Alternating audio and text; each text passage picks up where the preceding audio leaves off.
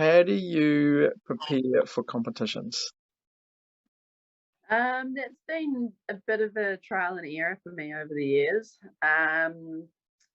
But yeah, honestly, like I've tried to do it pretty much every way where you go down like anywhere between an hour to 3 hours before your heat and study the conditions. And even the few days beforehand, you're surfing it at every time of the tide. And um, yeah, and then you go for like your early morning surf beforehand on the day of competition, which a lot of the competitors do, and it does sound like it's the right thing to do. Mm, But yeah, a lot of the time I find it just doesn't work for me because I can overthink it, and if I am at the comp for too long, yeah, I just overthink it, and yeah. I know, like the conditions can change from heat to heat, like within 20 minutes. So Mm, a lot of the time for me, I feel like it can be a waste of time.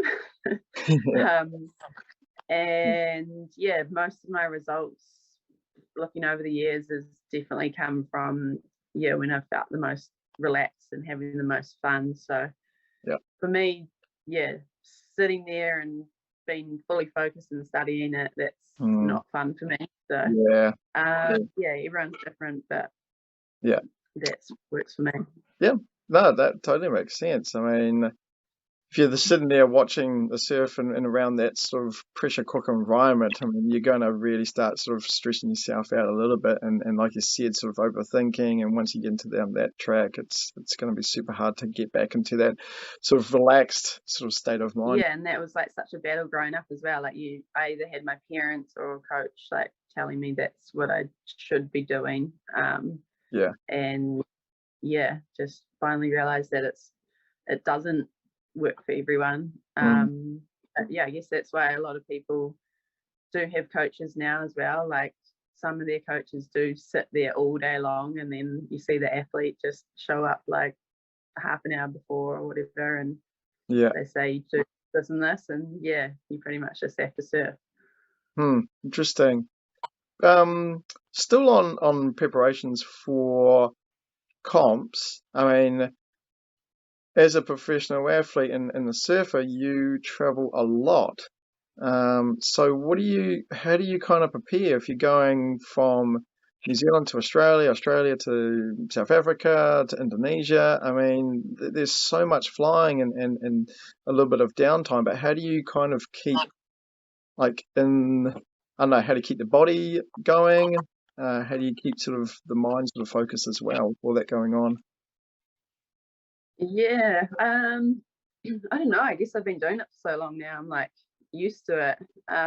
But yeah, as soon as you get to a certain spot, you want to like test the waves and conditions out, and even down to like how warm the sea is and what wetsuit to wear. So yeah, you definitely try and get there at least a couple of days beforehand to get in the swing of things. And um, yeah, I guess for me, pretty much like just a lot of surfing to get used to the area and the lineups, and just to feel, I guess, feel more comfortable out there. Yeah, But yeah, I've never really struggled with the whole like sleeping side of things or jet lag. I've been pretty lucky with that yeah, side. And yeah, food wise, just yeah, try to be pretty healthy and go straight to your local local favorites you get around the world, and you yeah, know what's good. And yeah. yeah. So how long? I mean, I remember you saying when you're on the main tour, you're out of the country for about 11 months of the year. Is that about right? Yeah, 10 to 11 months. Yeah. That's a long time from home. Yeah, it is, but I guess yeah, I've been doing it since I was 17 or 18. And yeah, I'm now nearly 32. So I actually freaked out more when we got stuck here in New Zealand for COVID.